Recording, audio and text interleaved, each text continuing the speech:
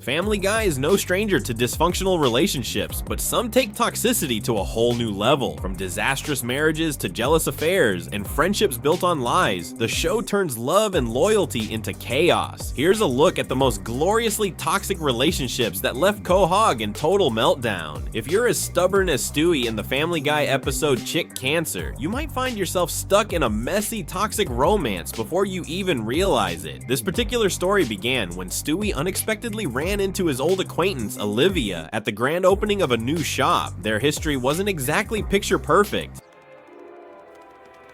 Oh, this one's kind of nice. What? Olivia? Hey! Stewie? They had been through a bitter breakup in the past. At first, Stewie kept his distance, but seeing Olivia again changed everything. Look, Stewie, you're sweet, but since I moved to Hollywood, I've done a lot of growing up. I'm dating more sophisticated men now.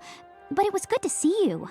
But Stewie wasn't ready to give up. Determined to win her over, he sought advice from Quagmire, known for his questionable yet successful dating tactics. Inspired by Quagmire's bold approach, Stewie decided to change his strategy. The next day, Stewie arrived at Olivia's house with newfound confidence and determination. I'll tell you what you're into. Being ugly. Stewie, you're being mean. No, if I was being mean when you opened the door, I would have said, "Oh, hey, Ray Liotta, is Olivia home?" Surprisingly, his boldness worked. They agreed to go on a date. Their first date went smoothly. They spent the entire day together, laughing and enjoying each other's company. What is that? What does he do? Just standing there, smelling his hand? What is that? What is that on my hand? Is that barbecue sauce? But the problem surfaced almost immediately after. By the second date, Stewie became possessive, jealous, and easily irritated. Hey, Olivia, why don't you and I go get some punch? Oh, actually, would you mind getting some for Victor and me while we catch up? The cracks in their relationship were already beginning to show. But instead of slowing down or addressing these red flags, they made the impulsive decision to get married. My lawfully wedded wife. What's that, Rupert? Oh, kiss the bride, yes. The breaking point came when they joined Brian and his girlfriend for dinner. The tension exploded into a public argument, marking the beginning of the inevitable end. Oh, ask Olivia. Olivia, the three of us are having a great time. What's your problem? My problem is you! Frustrated and disillusioned, Stewie decided it was time to end the relationship. But when he returned home, he discovered Olivia in a compromising situation, further fueling his suspicions of betrayal. Stewie, this isn't what it looks like. Yes, Stewie, I just dropped by. Ain't nobody talking to you. Is that? Rather than handling things with maturity, Stewie resorted to chaos and impulsive decisions. Leave and never come back again! Stewie, this isn't how I wanted it to end. But you did want it to end. You've made that perfectly clear. In the end, their toxic romance served as a clear reminder. Rushing into relationships, ignoring red flags, and playing mind games never leads to a healthy connection. Idea for a farce. Cheating wife and Papa's ass burned alive. Just like in the Family Guy episode Dead Dog Walking, Brian's toxic relationship was destined to end in the most disastrous way. But the story began earlier, in the episode Married with Cancer, when Brian met Jess at a club. She was terminally ill, and with no expectations for the future, they decided to live spontaneously, working through her bucket list together. Jess, I would like to help you cross off every single item on this list. Aww. However, what started as a carefree arrangement quickly evolved into something deeper. Their feelings grew stronger, and for a while, Brian was truly happy. They're scumbags. I like you. No, Jess, I really like you. I can't remember the last time I felt this happy. But life had other plans. Jess's illness progressed, and she was hospitalized. The doctors delivered devastating news. She had approximately 2 weeks left to live. Jess, I'll come right out and say it. The cancer did not respond to treatment and has spread throughout your body. You've got approximately 2 weeks left to live. Oh my god.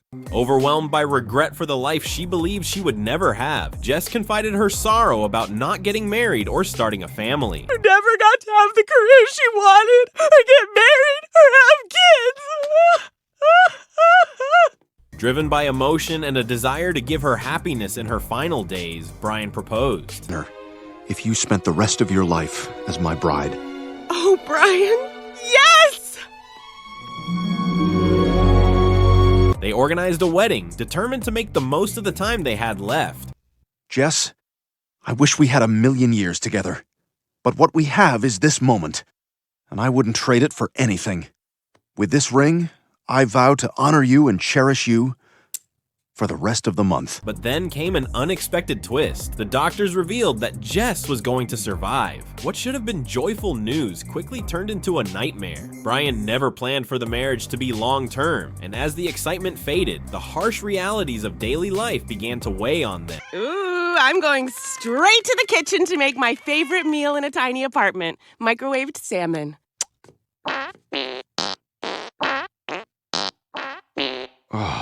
To make matters worse, their story had captured public attention, and social pressure made divorce unthinkable. Without Brian's love, you could relapse or even die.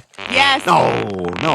Up and running. They stayed together, trapped by obligation rather than love, hoping things might change. But the situation only worsened. Jess embraced her second chance at life by indulging in carefree living, often ignoring Brian entirely. How she's having her period, but the other guy she wanted to impress, the one who created the social media app, he walks in while she's singing, so now he's not into her either. The hopelessness pushed Brian to his breaking point. Desperate to escape, he considered faking his own death.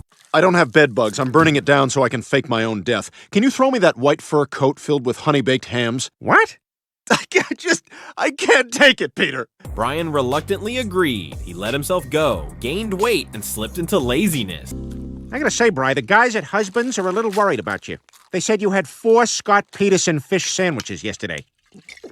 Overweight and struggling, he required medical care and a change in lifestyle. I'm sorry to say you have hip dysplasia. What's that? I'm not sure what dysplasia is, but I do know you don't often see a Y that far up in a word. The responsibility of caring for him fell entirely on Jess, reigniting the resentment between them. The tension reached its peak during a dinner at the Griffin's house. Well, that's lovely. You know, I don't think we've said grace yet.